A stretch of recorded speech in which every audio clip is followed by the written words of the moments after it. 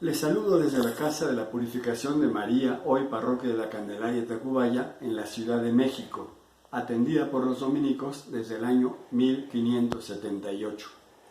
El tema Tomás de Aquino frente al cambio de época lo hemos elegido para celebrar el año jubilar en su honor por su nacimiento hace 800 años y su muerte hace 750 años. Tomás, hijo de los condes de Aquino, decide unirse a los frailes mendicantes que constituyen la orden de los frailes predicadores. Nacido en la fortaleza de Rocaseca a finales de 1224, es uno de los 12 hijos de Landolfo y Teodora, condes de Aquino, fieles al emperador Federico II Barbarroja. Los hermanos de Tomás se dedicaron sobre todo a la milicia. A él, en cambio, sus padres lo orientaron a la vida monacal, haciéndolo ingresar al monasterio benedictino de Montecassino con la esperanza que llegara a ser señor abad. Ahí vivió hacia 1230-1239. A causa de los conflictos de la familia Aquino con el monasterio, Tomás tuvo que salir de este y posteriormente ingresó como estudiante a la Universidad de Nápoles. Ahí conoce a los frailes dominicos, que son mendicantes en su estilo de vida y predicadores por vocación.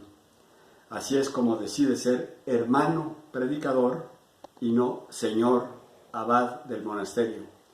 Se decide por esta nueva orden religiosa, la orden de frailes predicadores, que considera responde mejor al presente y futuro de la Iglesia, en donde permaneció hasta su muerte el 7 de marzo de 1274. ¿Qué importancia tiene Santo Tomás y qué representa en concreto en la Iglesia? Podemos situarlo en el cambio de época que le tocó vivir y que asumió en su propia persona.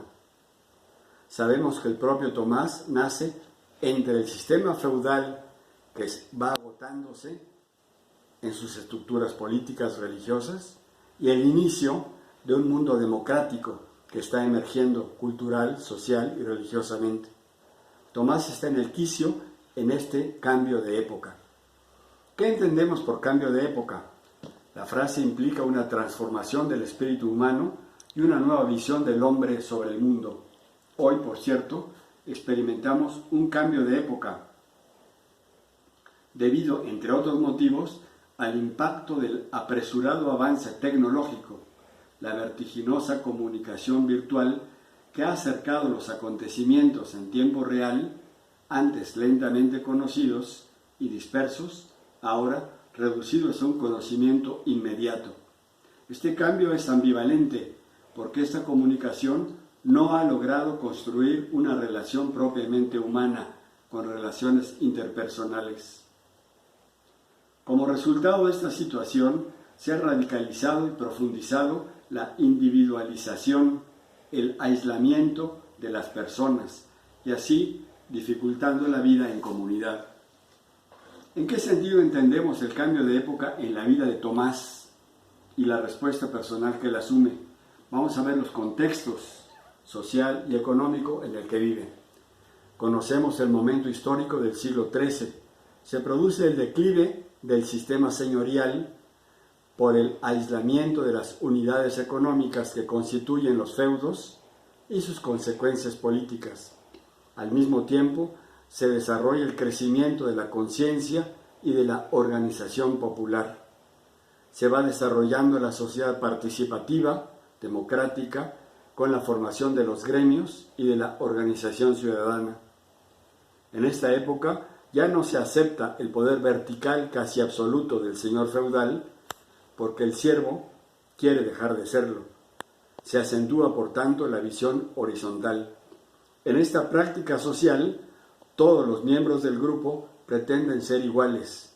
La autoridad la ejerce el primero entre los iguales, entre los pares de la comunidad, y la misma autoridad delegada se restringe a tiempos específicos determinados por la autoridad del consejo que ha elegido el gremio. Es el mandar obedeciendo que cobra mayor peso. De esta manera el señor feudal y los siervos lo mismo que el señor abad y los monjes, o el señor obispo y los clérigos, quedarán relegados en la vieja concepción social. Va comenzando la transición económica, superando el trueque de mercancías por la acuñación de la moneda con la autorización del rey. Al mismo tiempo se va desarrollando el préstamo a interés de los bancos. Tomás lo estudia en una parte de la Suma Teológica.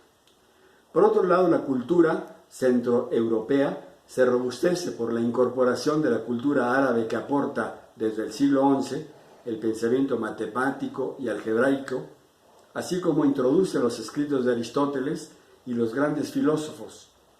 Obras como la Metafísica de Aristóteles y algunas obras de Platón llegan a Tomás a través de las traducciones del dominico Fray Guillermo de Merbeque, experto conocedor del griego y del latín.